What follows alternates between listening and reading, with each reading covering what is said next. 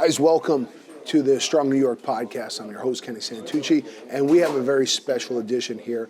We are out at the Arnold 2025, and I was reaching out to some friends who I knew would be out here, and I was talking to my buddy Nick, and he goes, you know what? Mike's going to be out there. I was like, if Mike's out there, I was like, please ask him if he would jump on the podcast with us, because he's been on everyone's podcast. And he's been blowing up, and it's awesome to see because I've been a big fan of Mike's for a long time, and it's finally he's getting the recognition he deserves. So without further ado, Dr. Mike Israetel. Thank you for having me, man. He is one of the best, if not the best right now. I don't know. You know what?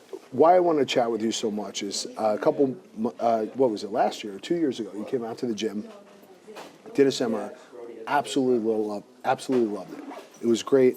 I love doing stuff like that. It kind of gets my coaches into it. Do you see a lot more people nowadays not leaning into the education? Because it seems like everybody wants to absorb the information, but not really learn practically. It's always like, oh, I saw this clip on Instagram, and I'm doing this, and I'm doing that. Absolutely. What I've noticed, and when I was coming up, the in-person seminar model was dominant. Mm-hmm. And folks were flying all around the world and doing seminars, getting them booked up, high ticket prices, everything. And so that's kind of how I built my heuristic of how the space works. And I was like, that's what I'm going to end up doing. And then just as I was catching more and more steam with relevance and content and stuff, that model started to break down. Not in the sense that it's dead, but in the sense that it kind of flatlined and dipped a little bit. Mm-hmm. And, well, what filled its place? The fitness industry isn't any smaller. It's exponentially bigger. So what accounts for, there's less in-person stuff is digital online media. Yeah. And I think the way people think about it, and it's not wrong, of why would I pay XYZ hundreds of dollars to hear this person speak at a gym? Mm-hmm. If I could just go to this person's YouTube channel and get it for free. And also, there's hundreds of YouTube videos from all kinds of experts for free. And it really drops the incentives to go hear a lecture. That being said, it's also had this effect where it's gotten fewer people to go do the practical stuff. Mm-hmm. And to your point, someone showing you in person, moving your body in space, touching you inappropriately so that you can sue them. You know, the good stuff. But on a serious note, in person, real live technique instructionals that you can experience in your own body. Because if someone's like, okay, do this with your knees during a squat. On a video, you're like, that looks cool, I'm going to try it. Mm-hmm. But when that same coach puts you in that position and makes you hit a hard set of 15 or 10 reps, you're like, oh, shit, I really feel it. And then you take that to your clients and you spread the word. Well, so that's a big deal that's a little bit missing today. That's what I think is so different is, when you came out there and you had us do a couple sets of the belt squat, a couple sets of the lunges and things like that, I would have never pushed that hard. So it's like that hands-on tactical cueing that you were able to do because we were right there. That's what people are paying for when they go to these seminars. Yep. Now it's like if I were to watch you do it to somebody in a gym, and I've watched so many of your videos, I've tagged you multiple times because I think you say so much good stuff and always have a wisecrack in there here and there. I can't stop. But I'm watching it, but I'm like, all right, I would love to put myself in that person's shoes. And I think people are missing that, the actual little nuancy things that you get from being at a whole all-day seminar. Yep. I think people are missing that. And what I appreciate, aside from 100 other things about you, you're a jiu-jitsu guy, you're a coach too. You're still doing it. You're helping people out. You're doing the thing. One of the themes that we talked about with a lot of the people at the event, talked to a couple bodybuilders, a couple of guys who are champions and stuff. These guys are doing the thing. A lot of these younger guys coming up, not to say anything wrong with it, they're all, posing in the mirror and working out, but they're not doing the thing. They're not actually bodybuilding. Mm-hmm. What's your thoughts on a lot of these guys who are like, all right, I'm doing this. And I'm not saying, I'm playing devil's advocate, and I want people to comment on this stuff. There's a lot of people, like Arnold, all these guys were actually competing. But nowadays, I think it's just cool to say you're a bodybuilder, or it's cool to say you're a trainer, but not actually train anybody. Sure. It's cool to say you're a bodybuilder, but not actually bodybuilding. Sure. Right? Yeah. It's different, man. Exactly to your point. Mm-hmm. It's different. I think there's absolutely nothing wrong with lifting, never competing. coaching other people, but never very intensively. We need as many people to help as possible in getting the world to a fair place. Yeah. We're not doing so well as a world fitness-wise. No, I agree.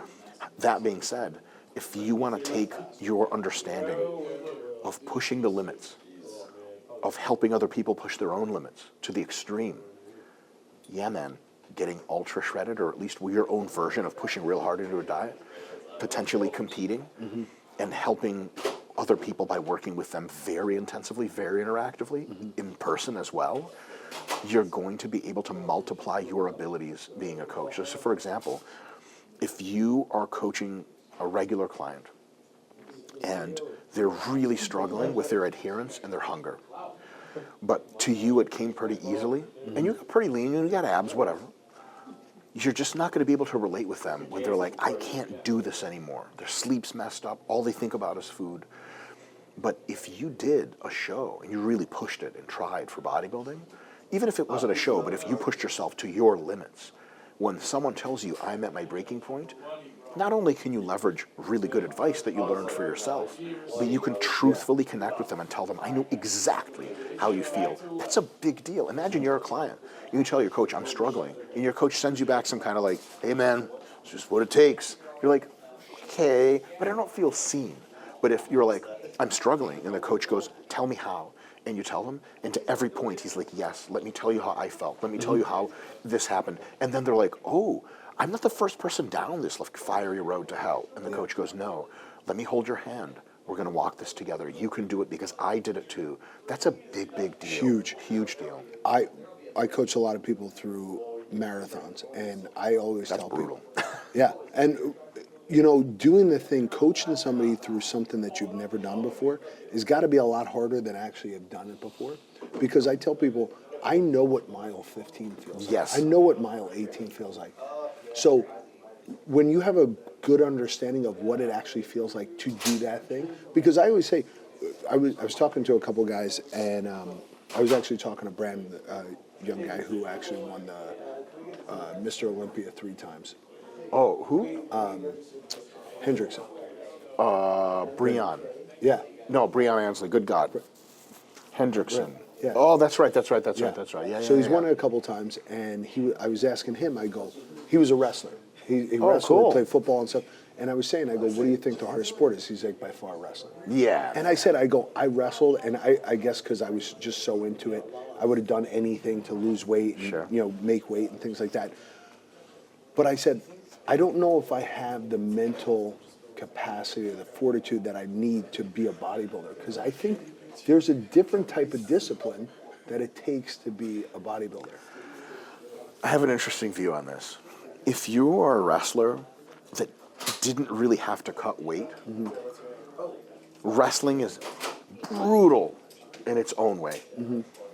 But if you didn't have to cut weight, you go to practice, it's hard. Competing is tough.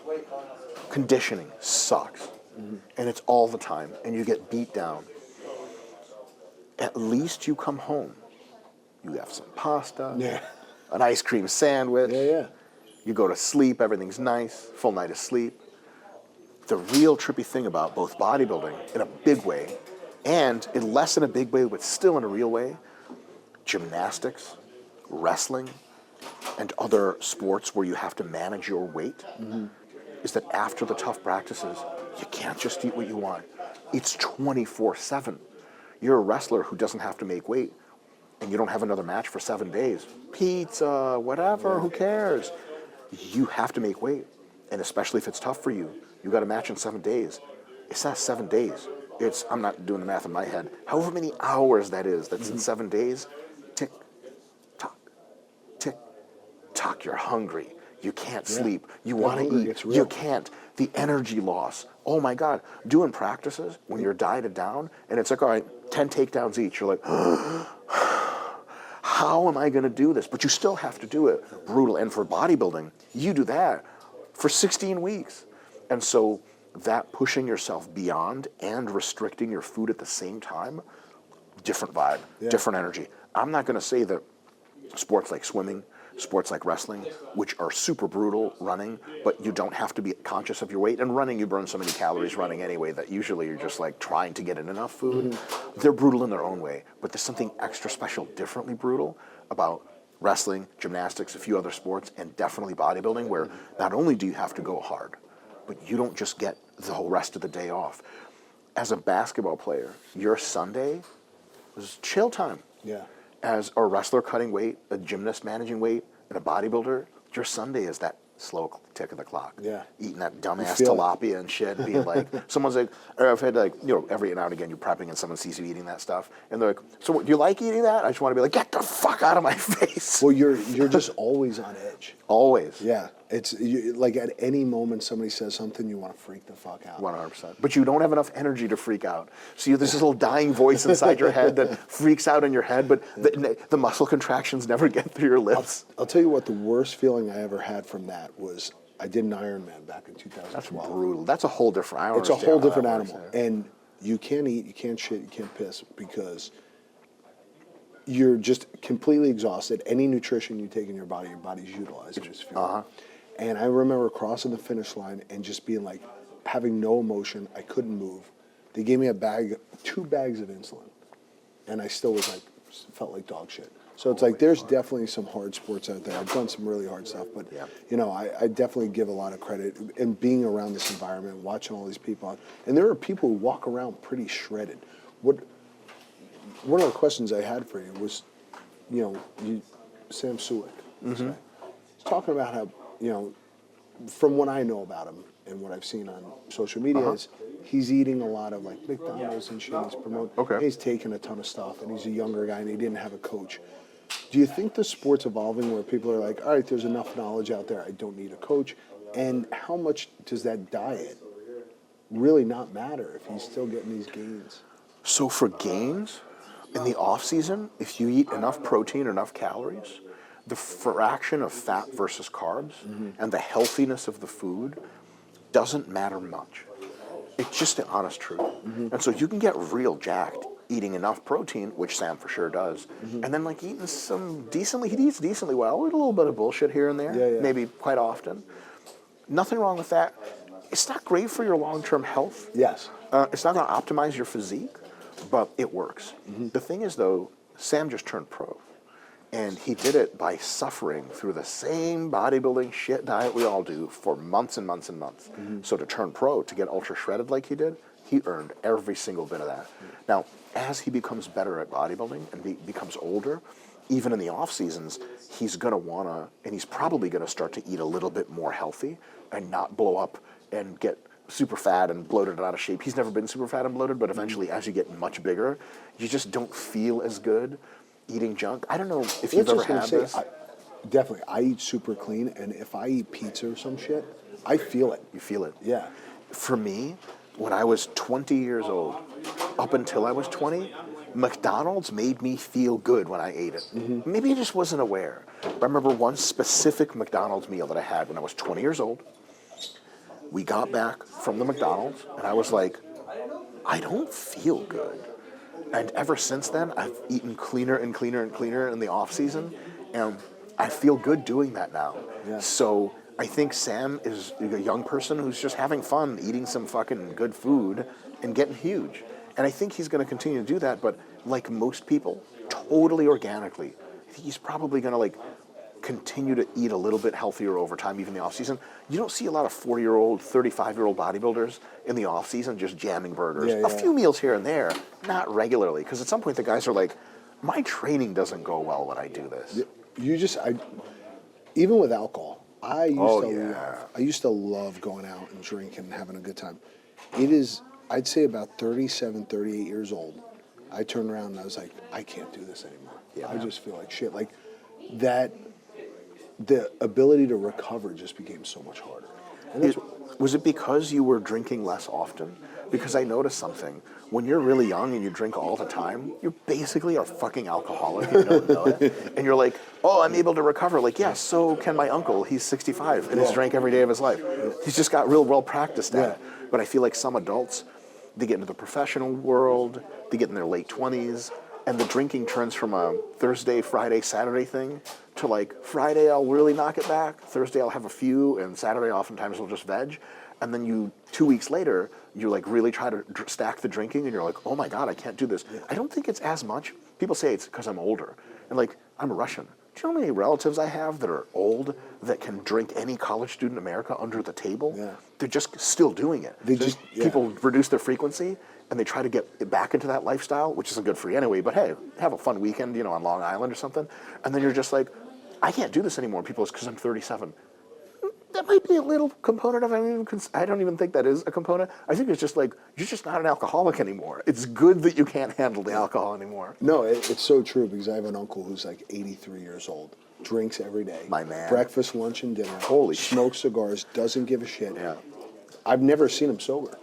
And no recovery required. Yeah, and he doesn't even give a shit. He's as healthy as a horse, thank God. Yeah.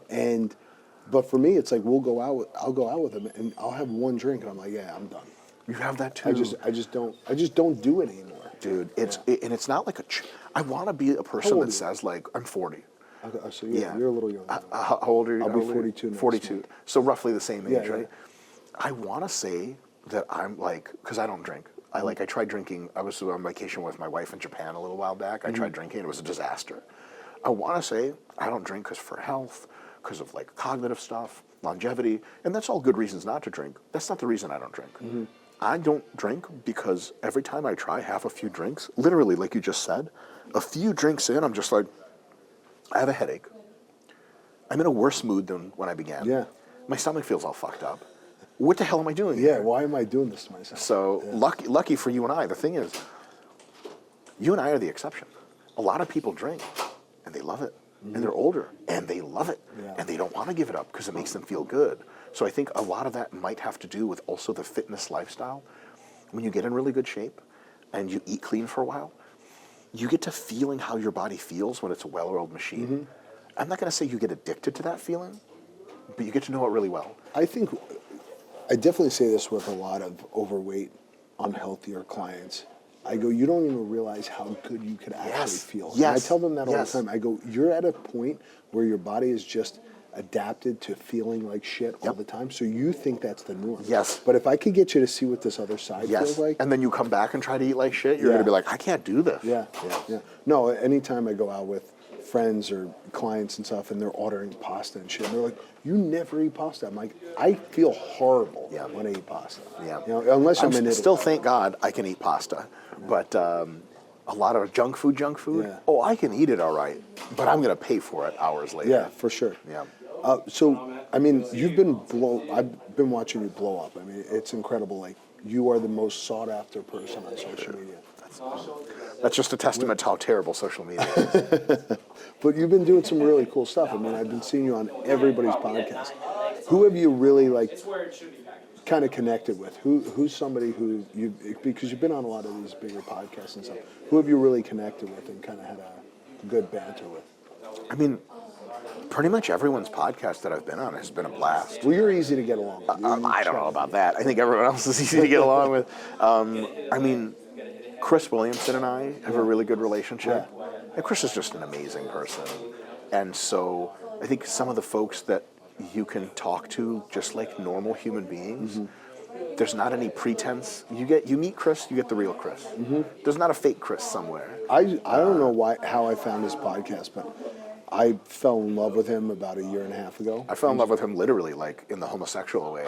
Because you gotta say he's gorgeous, right? Well, on that same topic, one of the questions that I ask some of my clients, some of my guests all the time, if you had to pick guy or girl, it doesn't matter what you are. No pressure. If you had to pick a guy or a girl, who's the crush? I always say Henry Cavill. And people say that's because he looks like you. I was like, whether he looks like me or not, he does look like you. I'm a Henry Cavill guy. I'm going Henry Cavill. You going with Chris Williamson? Well, are we talking about famous actor people or famous podcasters? So Chris and I, it's not a crush, it's love. I don't want to, I'd say Holly, because we're doing guys.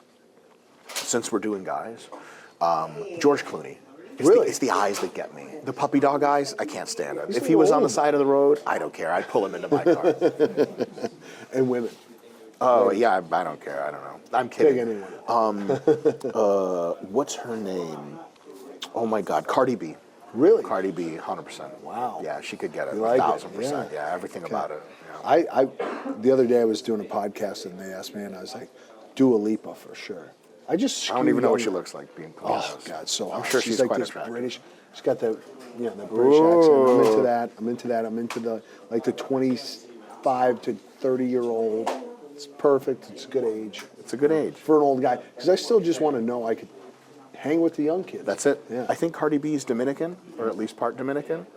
Marcos, I'm repping the family. You'll know what that is. Yeah, a mutual friend of ours. I hope he actually watches the show. This one I'll send him. So, I mean, you've done a lot of sports. You've done a lot in your life. What have you found to be the one thing, if you could only do that one thing? Lifting, jiu-jitsu, what would it be? It's really tough, man.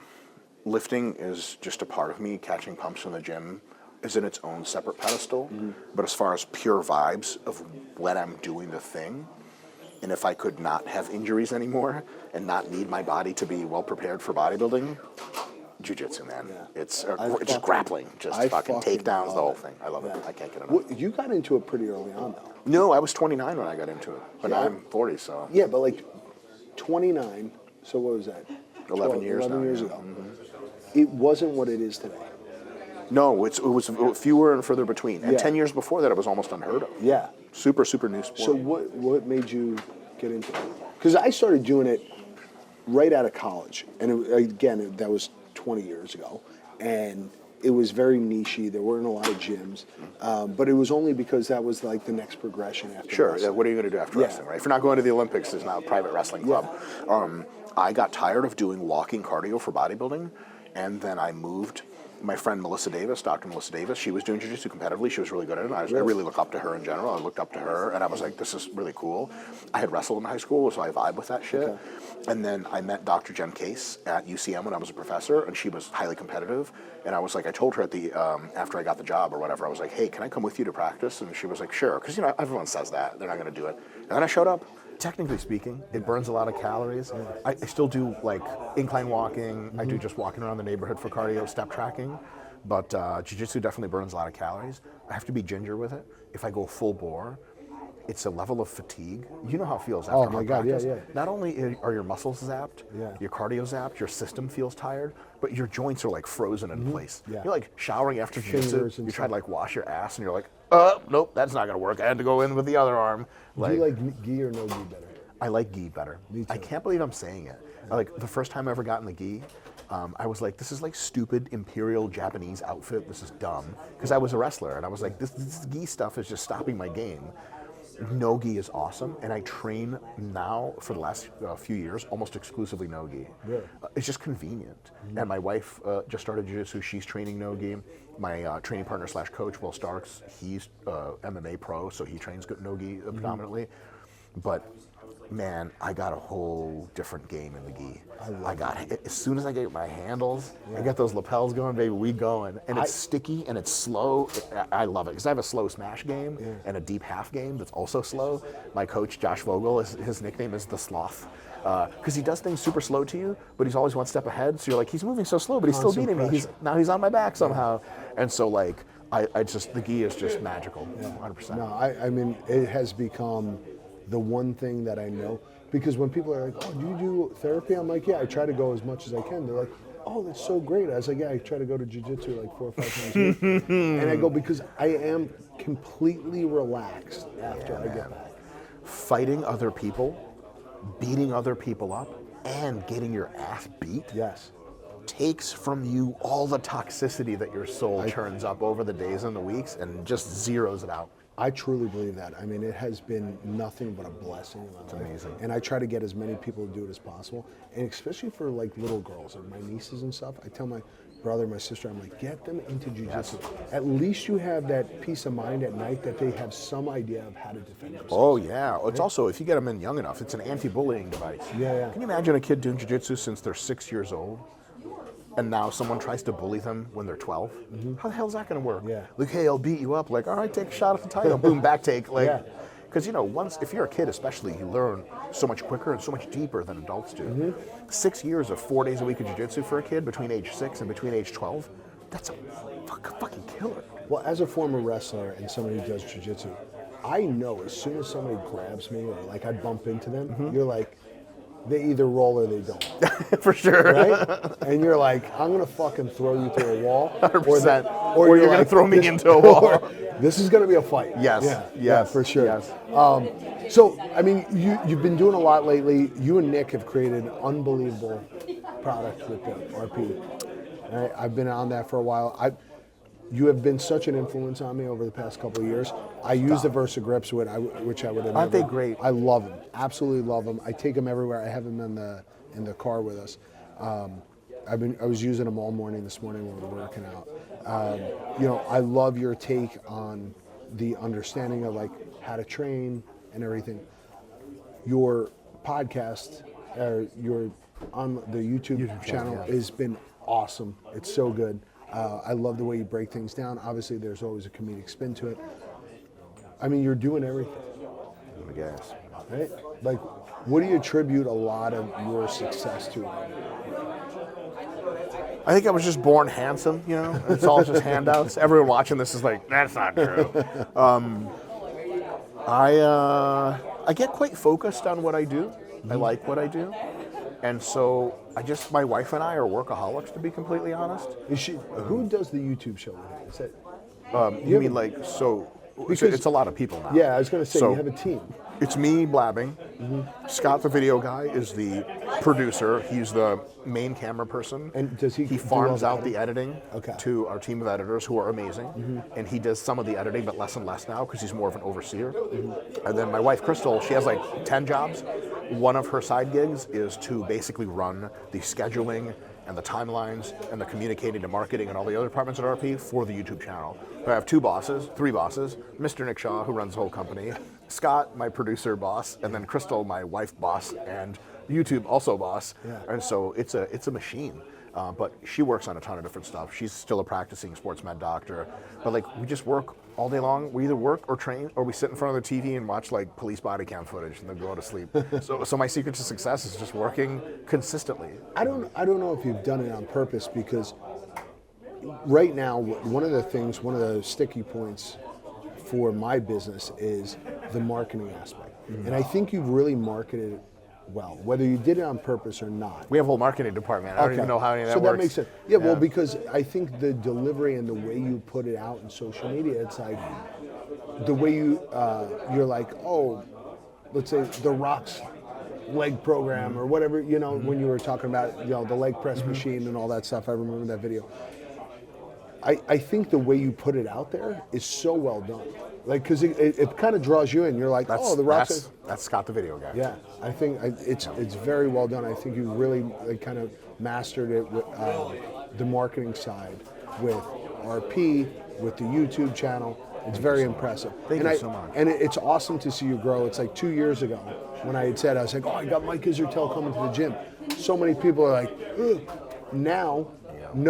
Now everybody's like, are you going to have him back? I go, no, now I can't have him back because he's too fucking big. He's too busy to go anywhere anymore. Yeah, he's too fucking busy. He's got 100 things going on. And I go, but when I had him here, you assholes didn't show up. Yeah. So people are like, you could get him back. I'm like, yeah, let me bother him. You bother me.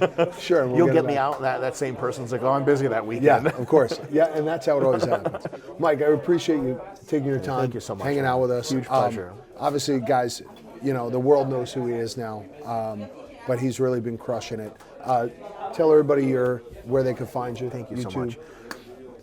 RP Strength on YouTube, but just Dr. Mike Israetel. There's 2 Dr. Mikes on YouTube. One's more famous and bigger than me. He's more important, but he's way better looking. So if you see a good looking Dr. Mike, that's not me. I actually know Dr. Mike. He's the man. Yeah, if you see a balding, pathetic 5'6" Jewish Dr. Mike, who's actually a badass. Now, Dr. Mike he's a pro likes boxer. To box. Yeah, he boxes. But boxing or jiu-jitsu? He's tall. So I say this, if I can get my hands on him, Dr. Mike's having a bad time. If I'm trying to get my hands on him and I wake up in the hospital, he had a good time, I had a bad time. I've been asking this all day. I was just playing with AI and I'm like, all right, what are some cool questions to ask bodybuilders? You could either be 5% body fat but weak as shit, or 20% body fat but strong as an ox? Man, that is honestly, as you were asking that question, I'm like, I'm gonna have a good answer. And then you finished it, and I was like, I don't have a good answer to that. Because like, okay, if I have 20% body fat and I'm strong, can I use my own willpower to diet down? Or am I like stuck at 20? You're stuck at 20. Fuck, how weak am I when I'm 5%? Are we talking about like pathetically weak? Or just like pretty Like strong? 135 is hard for you to bench. Why you gotta do this to me, bro? Am I jacked on 5%? Yeah, you're Nah, shredded. fuck that. 20% and strong. I don't even know why I'm talking about this. Because if you were like, you're like a bodybuilder strength, but on the lower end of bodybuilder strength, well, yeah, fine. Yeah. But like 135 strong is the bench, man. I must be dying soon. That's a serious problem. No way. Guys, like, subscribe. Thank you guys for watching the Strong New York podcast. Thank you for Dr. Mike for stopping in. man. Huge Guys, pleasure. definitely check him out, and we will see you guys on the next episode.